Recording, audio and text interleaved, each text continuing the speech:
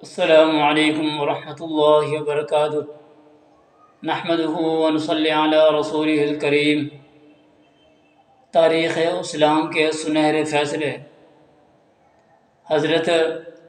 عروہ بن زبیر بیان کرتے ہیں کہ مکہ مکرمہ کے اندر ابی بن خلف جو کہ مشرک تھا، اس نے یہ قسم کھا رکھی تھی کہ میں اللہ کی قسم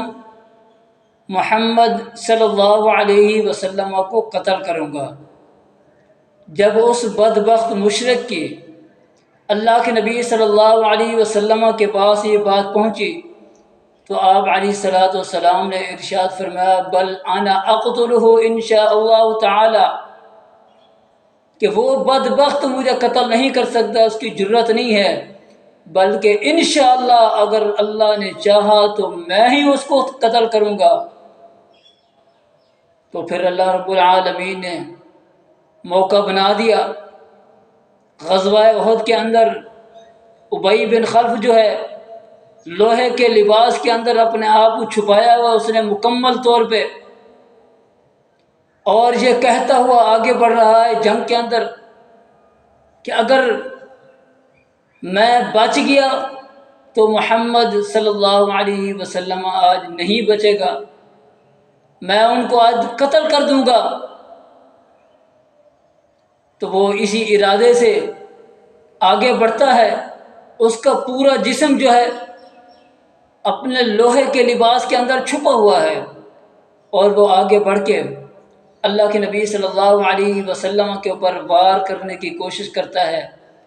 تو آپ علیہ الصلوۃ والسلام کے جانثار صحابی مصعب بن عمیر رضی اللہ تعالی عنہ آگے بڑھتے ہیں، اللہ کے نبی صلی اللہ علیہ وسلم کے آگے دیوار بن جاتے ہیں، دیوار بن کے کھڑے ہو جاتے ہیں۔ آپ علیہ الصلوۃ والسلام کی طرف سے ابی بن خلف کے ساتھ مقابلہ کرتے ہیں، حتیٰ کہ ابی بن خلف کے تلوار کے واروں کی وجہ سے مصعب بن عمیر رضی اللہ تعالی عنہ بہت زیادہ زخمی ہو گئے، اور زخموں کی تاب نہ لاتے ہوئے شہید ہو گئے، اللہ کو پیارے ہو گئے۔ اتنے میں جب اس نے ابی بن خلف نے دیکھا کہ اللہ کے نبی صلی اللہ علیہ وسلم کا دفاع کرنے والا سامنے کوئی شخص نہیں موجود، تو وہ آگے بڑھتا ہے۔ تو آپ علیہ الصلوۃ والسلام نے دیکھا کہ تھوڑی سی جگہ اس کے ہنسلی کی نظر آ رہی ہے، تو آپ علیہ الصلوۃ والسلام نے اپنا نیزہ جو ہے وہاں پہ تھوڑا سا چبو دیا۔ گھوڑے کے اوپر سوار تھا، جب آپ علیہ الصلوۃ والسلام نے اپنا نیزہ اس کو چبھویا اس کی ہنسلی کے اوپر، تو وہ ڈکارتا ہوا چیختا ہوا گھوڑے سے نیچے گر پڑا، اور اس کے ساتھیوں نے اس کو اٹھایا اور اٹھا کے لے کے جاتے ہیں اس کو، اور یہ چیخ رہا ہے، چلا رہا ہے، جان پر کود رہا ہے، ڈکار رہا ہے،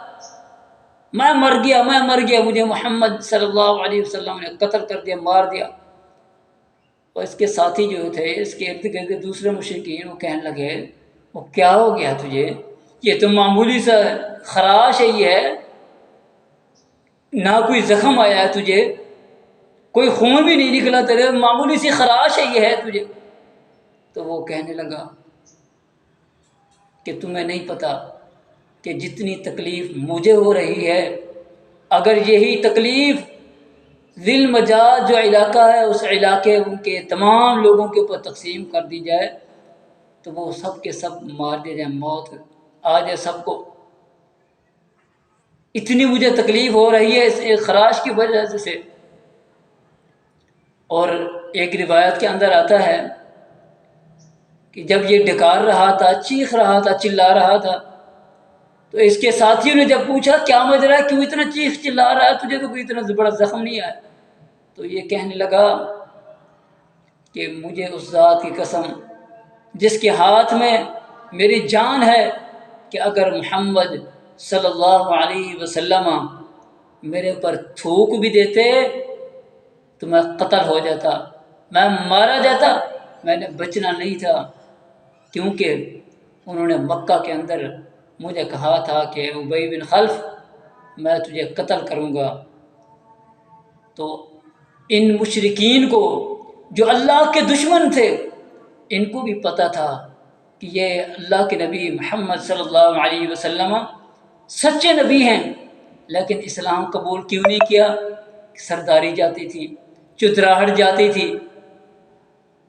جو لوگوں کے اوپر ظلم و ستم کرتے تھے، جبر کرتے تھے، تو وہ سب ختم ہو جانا تھا۔ تو اس وجہ سے، اپنے انا کی وجہ سے، اپنی چتراہٹ کی وجہ سے، سرداری کی وجہ سے کہ ہماری سرداری چلی جائے گی، اس سرداری کے جانے کے خوف کی وجہ سے ان لوگوں نے اسلام قبول نہیں کیا۔ لیکن ان کو یقین تھا اس بات کا کہ یہ محمد صلی اللہ علیہ وسلم جو ہے، جو بات کرتے ہیں ان کی بات جو ہے وہ سچ ہوتی ہے، وہ بات پوری ہو کے رہتی ہے۔ تو اس اللہ کے دشمن کو اس کے ساتھی لے کے جا رہے ہیں مکہ کی طرف، تو راستے کے اندر مقام صرف آتا ہے، وہاں پہ یہ شخص جو ہے اللہ کا دشمن مردار ہو گیا۔ جو شخص کہتا تھا اللہ کے نبی صلی اللہ علیہ وسلم کو کہ میں تمہیں قتل کروں گا، تو اللہ رب العالمین نے آپ علیہ السلام کے ہاتھوں سے اس شخص کو قتل کرا دیا، صرف ایک خراش آئی اس نیزے کی وجہ سے۔ اور یہ ایک شخص ہے، صرف ایک شخص ہے جو اللہ کے نبی صلی اللہ علیہ وسلم کے ہاتھوں سے قتل ہوا۔ اس شخص کے علاوہ کوئی شخص بھی اللہ کے نبی صلی اللہ علیہ وسلم کے ہاتھوں سے قتل نہیں ہوا۔ وما توفیقی الا باللہ۔